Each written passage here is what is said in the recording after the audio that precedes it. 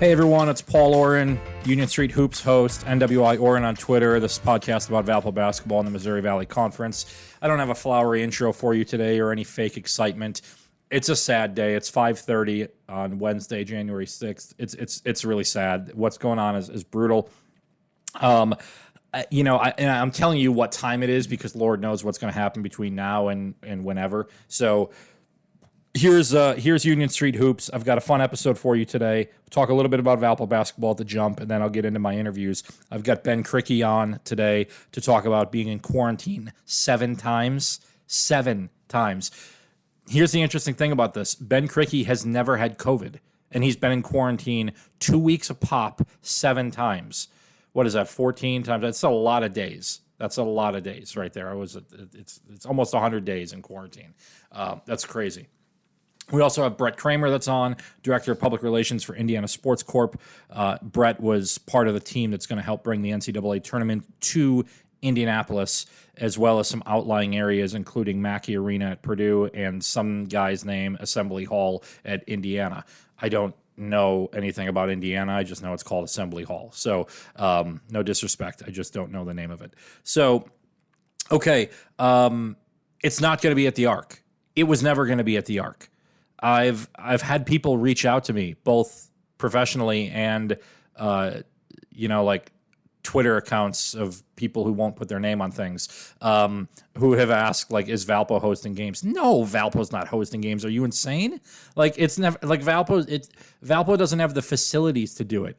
The court, fine. Back of house, no. It's just never going to happen, right? And so that's not going to happen. It's not at Notre Dame. It's not at Valpo. It's not at Chicago State, right? It's not. It's in Indianapolis and like some outlying areas around there. One of the other insane things that I've seen on Twitter from people who tweet first and tweet later is they should put it in the high school gyms. The courts are not the same size. Yes, you love your Indiana high school courts. Nobody else knows what they are, right? Like I live in Indiana. I couldn't tell you about, I think there's something called the Wigwam. I don't know. I'm not trying to be like naive to things or whatever. But it's high school courts. We're talking about college basketball. They're not the same thing. And I know Indiana loves their high school basketball. That's not the same size. And the back of house of these is just never going to work. Brett Kramer is going to be on later on. We're going to talk about getting the tournament to Indiana, and Brett will have a lot of great things to say. Brett used to work in the Horizon League. It's going to be awesome. Let's talk through the Valpo timeline really quick as to how we ended up where we're at here. Everyone else has played a handful of conference games. Valpo has not. And the reasoning for that is COVID tests, positive COVID tests. Valpo went to Toledo, and their entire traveling party tested negative before they went. Now, their entire traveling party is players, coaches, managers, athletic trainers, all of that. And everyone tested negative. They go to Toledo. They come back from Toledo the next day. 3 people in the travel party tested positive. I don't know if they were players or coaches or managers or athletic trainers. Valpo's not giving out that information readily. Okay. They canceled the game against Mount St. Joseph. Then they retest everybody again like a day or two later, and there's a bunch more positive tests. Now, Matt Loddick has said on record that the majority of the team, I think he said the majority of the team bubble has had the virus, except, of course, from Ben Krikke, who leads the team in being in quarantine the most times. So Ben, during the interview, will talk about how he and then 2 other players have had 6 or 7 bouts in quarantine. So Valpo hasn't played yet. And so now they're going to, they returned to practice 2 days ago on the 4th. I don't think the whole team is available. That's what Loddick has insinuated, but I don't know what that means. Who's not going to be available to play? I know that Emil is not going to play. Loddick did say that. I don't know the status of every other individual player. We didn't go player by player or anything like that. And there's some competitiveness there stuff too.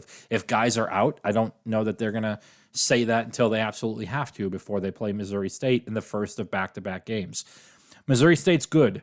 They've got Gage Prim, one of the best big guys in the conference next to Krutwig. They've got Isaiah Mosley, who's an electric guard, who's really, really good. They've got Javonta Black, who's another really good player. I think those two guys have played together for a long time. I think it's those two guys. I've got to do some research on Missouri State because I'm actually doing play-by-play for the two games on the radio this weekend. You'll hear my wonderful voice on WVUR, Valpo Athletics stream, TuneIn radio app, all of that. So I'm looking forward to that. Should be a blast, especially Sunday. I'm going to do the game with Jamie Stangl, former Valpo women's basketball great. We're going to talk, obviously we're going to broadcast the game, but we're also going to have a blast doing, just kind of, I'm sure we'll have some stories during the game and stuff like that. So it should be a lot of fun. I think you'll enjoy it. I'm really, really looking forward to that. I'll also be on color commentary on the women's game tomorrow night, Thursday night. Should be a blast. Okay, so Valpo's going to play. And finally, I'm excited. Look, they're 3-5 right now. They're 1-5 against non-D1 teams, which Kentucky was 1-5 against non-D1 teams at one point. I'm not comparing the two.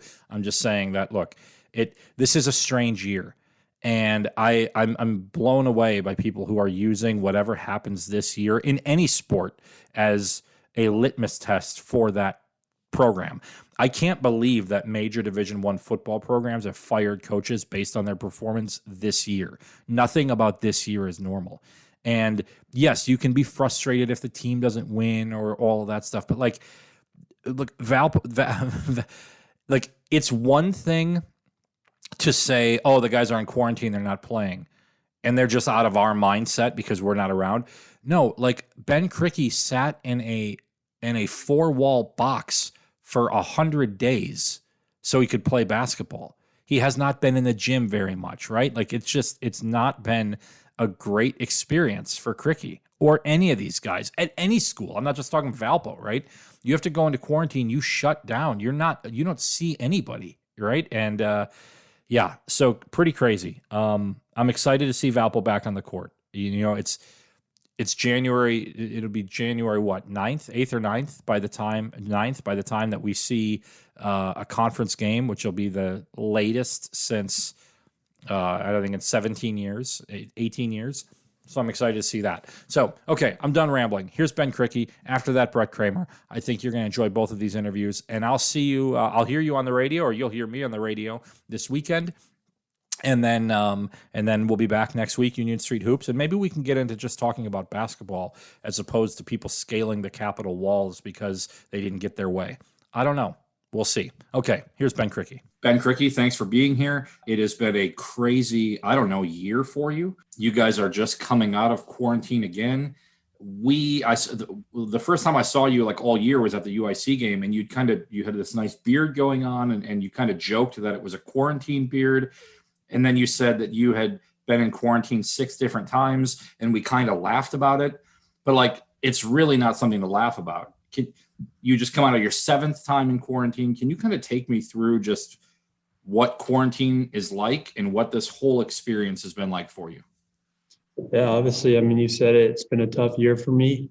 And just like everybody else, we're all trying to get through this pandemic, trying to get it over with and everything. But quarantine, obviously very boring, just hanging out in your room, not a lot to do. Try to stay in contact with teammates, coaches, family especially, just trying to keep busy, trying to stay sharp. Did allow me some opportunity to pick up some new skills, or I got into kind of researching the stock market and things. So that's pretty interesting. Just kind of got to pick up some new habits and hobbies and things. So there's definitely some pros, but it was pretty tough just being isolated for 7 times 2 weeks. That's quite a lot of time. So yeah, that's like 84 days or something like that, maybe even more than that. I'm not exactly sure what. I want to kind of go through the journey a little bit if I can, because the first time you went into quarantine, obviously going to Canada and coming back, and I don't know the story of all these, but the first time you went into quarantine, was it alarming? Was it what was the general idea or thought process going through your brain? Yeah, the first time I came back, or I went back to Canada, was the end of last March, just after the tournament. So fear was at an all-time high, I think. So, I mean, coming back from the plane and everything, being in the airports and things like that, it was honestly pretty scary. I mean, you hear the stories of what happened in China and Italy and everything.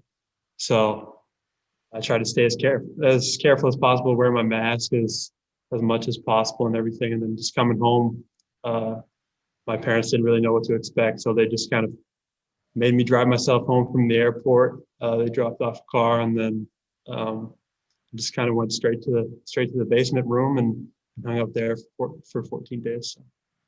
Wow. And so then you got to hang out at home for a while. Then you come back to Valpo, and do you have to do it all over again? Yeah. So there was another little travel quarantine going on, and same kind of deal. wasn't a lot to do, and I mean, it was nice to be back and everything, but obviously there's that little buffer window when you can't really do too much or see too many people. So, yeah. And then I imagine those are two of the quarantine times. And now we've got this whole contact tracing thing coming in. Does that come in the form of a phone call from Loddick or from Gore or somebody that says, "Hey, Ben, sorry to tell you, but you're going to be eating cardboard lunches for the next 3 weeks," or whatever? Like, how are you informed? And then what's the process here? Like, do you get to pack a go bag and like go hang out somewhere else, or what? How does that work?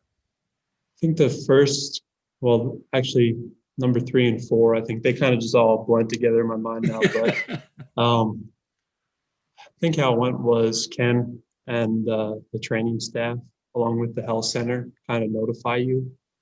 And then they just tell you, hey, do you have your own space to quarantine? And do you have your own bathroom and things like that? And then you just start. So that's kind of how it went.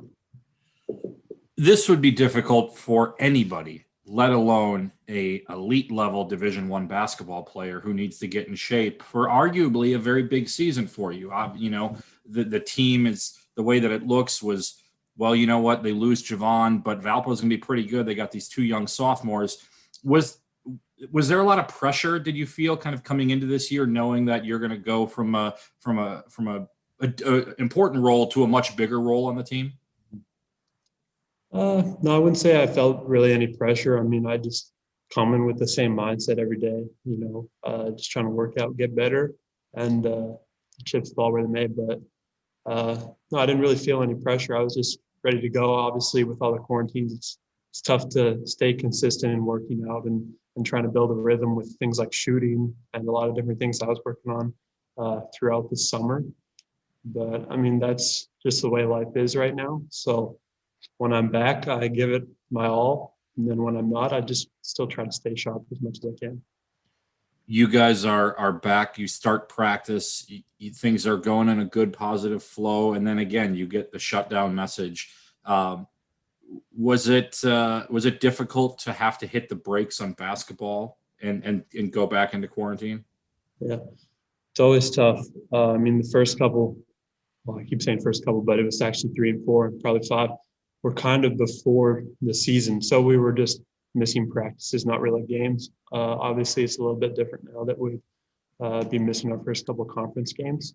So that's a little tough. But I mean, like I said before, it's the year we're living in. So we got to adapt. When we're in the gym, just give it our all and try to pick up some games whenever we play them. I've known you for a year and a half now, I think. You're a pretty smart, responsible individual. I imagine you're not going out and putting yourself in harm's way. It feels like a lot of bad luck for you. Do you lead the team in bad luck right now as it comes to quarantining?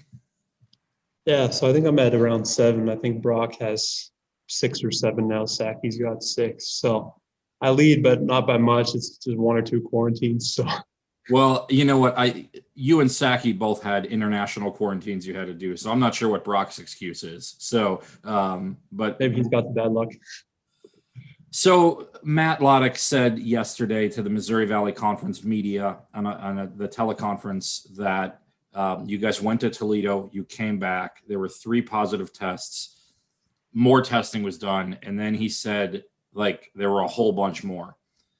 I know this is a tricky question. Some people want to talk about it, some people don't. Have you had COVID? And if you have, like, what has that experience been like? No, I never had it.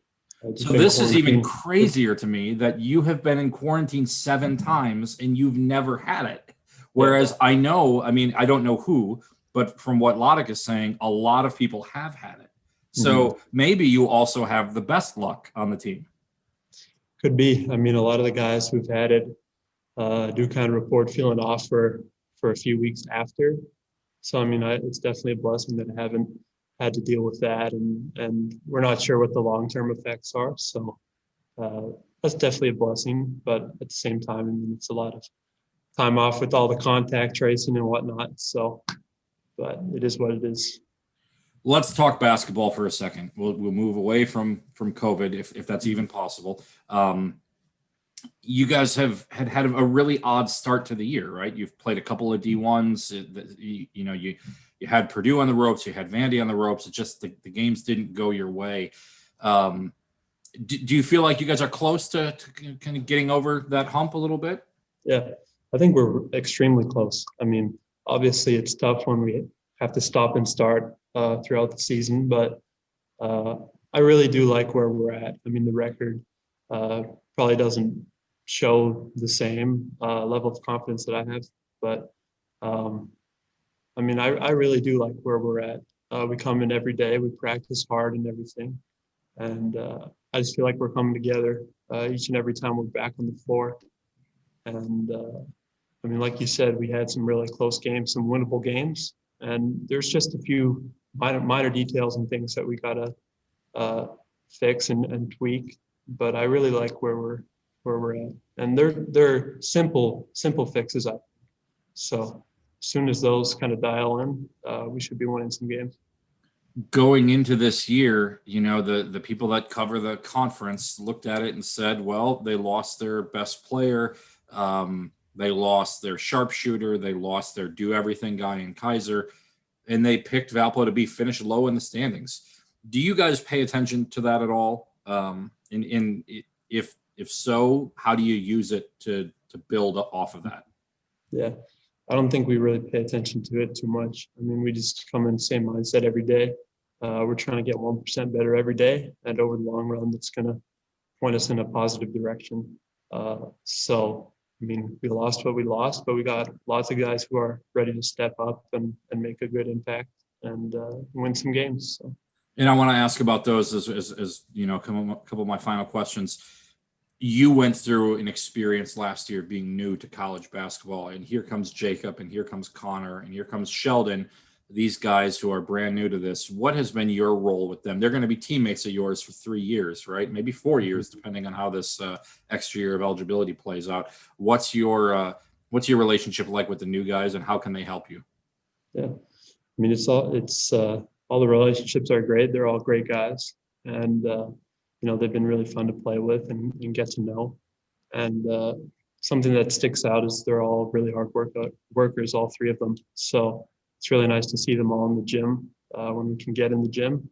And you know, I just try to point them, give them little things they can focus on, whether it be on defense or different reads on offense things. Obviously, I've been through it. So just, you know, trying to be a little bit more of a leader to the younger guys, and then you know, just bringing them alongside and working with them, whether it be getting extra shots or extra work after practice, things like that. My final question for you is, the unique nature of COVID has meant that when you play a conference team, you're going to play them back-to-back games. This first challenge is going to be Gage Prim in Missouri State. And I imagine you're going to have a lot of bruises after the first game and a bunch after the second game. How, as a basketball player with film prep and all of that in recovery time, like, how challenging do you think that second game will be to be able to make adjustments on the fly and build on that? Mm-hmm. Yeah, I mean, it's going to feel a little bit different having to go back to back with tough games like playing Prim and guys like that. But I think we're ready for it.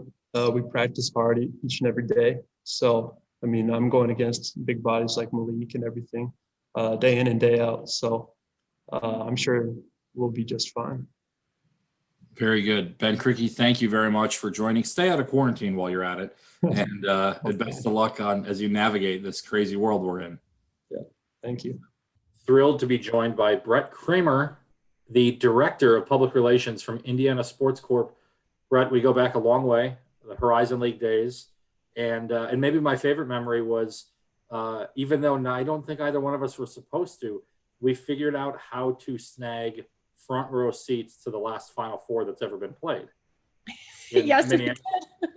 Yeah, it was so much fun. Knowing, I don't even remember who was all there now. Virginia, Auburn, Texas Tech, and somebody else. Was it Michigan Seriously? State? Michigan State, yeah. I'm playing with you. Brett is a graduate of Michigan State, and I think after the first game, we knew the beat reporters from the other team were in the press conference and in the media room, and so we were like, "Hey, let's mosey on up here to the front row," and it was amazing. One of the coolest sporting experiences I've ever had. Yeah, it was amazing. Kudos to Michael Presti. I believe I was sitting in his seat for the Final Four while he was back of house writing. So, but yeah, I mean, you make it much better than that, courtside at the Final Four. It was plausible deniability for me. I will never say whose seat I was sitting in because I think I moved around to a couple different ones. I think I tried to get in Charles Barkley's seat at one point, and that didn't work out for me. So, well, hey, Brett, thank you for joining. Big news. This has been something that you and I have talked about separately before this all went, was Indianapolis is going to host the NCAA tournament. Like, that's a really simple sentence to say. How simple was it to make that sentence a reality? Not simple at all. If you really think about what goes into making a tournament of this size happen, the NCAA's crown jewel of championships, it's 67 games, 68 teams. And on top of that, you have to put those teams on hotel rooms. You have to get those teams fed. You have to make sure that they have practice facilities. You have to make sure they have facilities to actually play those 67 games. And the craziest thing about it is that we're doing this in this time of COVID and during this pandemic. So you take what a normal event would look like, the complexities with that, and you times it by 100, because we have to really make sure when all these people come to the city of Indianapolis and the state of Indiana, they feel safe and they're able to do what they love to do, and that's play basketball. So it was a lot of weeks of a lot of work by a lot of different partners throughout the city and state that we're very grateful to come together for really this one goal of making all of March Madness happen in our state. And we couldn't be more thrilled with the announcement getting out to the world yesterday. And you tweeted earlier today about how interesting it was for you to be making this announcement right now, given what you've got going on in the world. I guess I don't want to say it if you don't want to talk about it. No, it's fine. I have been battling COVID the past 2 weeks. Me and my husband have been locked in our house. And although we're very grateful, we're going to be fine. It's kicked our butts, and I'm very grateful for especially the frontline heroes at this time that are dealing with this day in and day out and really making our country run in a pandemic. So those things make a basketball tournament seem a little bit small, but then I also know people need happiness to get through this time as well. And we know that the NCAA tournament can do that. And we know and really in Indiana that we can do it in a safe way. And although this COVID pandemic is very serious and very scary, we're really confident that we can bring people in, make them feel safe, put on these events, and now I know what it feels like, and it's not great, and I don't wish it on anybody, but I think we have a lot of confidence going forward that we can do this in a safe manner. And I think that's why Indiana is hosting the tournament to begin with, because we have a proven track record of successfully hosting events. And first and foremost in any event, whether you're in COVID or not, is the safety of all the people involved. So we certainly don't take that lightly. So, I'm from Wisconsin originally, and so Indianapolis is not a place that I grew up. It's not anything that I've ever felt like a connection to until I started working in this field. And I've realized that Indianapolis, for my money, is the best big sporting event town in the country. And I say that because while there are other cities that are glitzier and more glamorous, like LA and New York and Chicago and all of that, like if I drive through Chicago when the Bears are playing a game, I don't necessarily like the city isn't taken over by Bears fans or anything like that. But when there's a big sporting event in Indianapolis, you feel it everywhere. And I've been there for the Final Four. I've been down there for Super Bowl week. I've been down there for all the big stuff, a lot of regionals and all of that. What is it about the city, do you think, that just embraces being the nation's host for a big event? We use this tagline at yesterday's announcement. I don't think it could be more true now, is that Indianapolis specifically was truly made for this moment. If you look at the structure of downtown, there is a reason why the convention center is connected to the hotels. There's a reason why the hotels are so close to Georgia Street. There's a reason why Georgia Street is so close to the facilities in Lucas Oil Stadium and Baker's Life Fieldhouse and the wonderful restaurants like St. Elmo's that people come and love, and Prime 47. Is that we were strategically set as a city to hold large scale sporting events. So that was all put into action in the late 70s, early 80s through something called the sports strategy. So a lot of people don't realize that Indianapolis has been very, very spearheaded in this sports movement for more than 40 years now. Now, just because you have facilities and you have the infrastructure put in place to host events, can't forget, of course, our airport, just a hop, skip, and a jump away, doesn't mean you're going to be successful. And I think the big reason why Indianapolis has had so much success and will continue to have success is really just how we work together as a community. I mean, at Indiana Sports Corp, I was working with the NCAA, Visit Indy, the mayor's office, the governor's office, the airport, the hotels. All these people come together for one goal, and that is really for people to come into our city and be like, wow, we love Indy. They know how to do it right. And really the backbone, not just with all the partner organizations, really comes down to our volunteers in the Hoosier hospitality, that people come in, they embrace the event, they're happy that sports are here, they're grateful that sports are and people are coming in to boost our economy. And it's just something that we take a lot of pride in. All the sports organizations in the city, yes, they are supporting the Colts and the Pacers and the Indy 11 and the Indianapolis Indians, but I think they all realize that we are community organizations first and sports organizations second. And I think the fact that we all value the community side of what our organizations bring to the table, I think that's why we found so much success. And it's wonderful to hear people like you who aren't native of Indiana or Indianapolis, but still come in and have a wonderful experience. Well, I can tell you that the last big event, I should say, so the Missouri Valley Conference Tournament was the last big event that I did before COVID. That was March 5th to the 8th. But the weekend or two before that, I was in town for state swimming, and it coincided with the NFL Draft Combine. And let me tell you, I watched them turn the key and lock the doors on Prime 47 a couple nights while I was down there.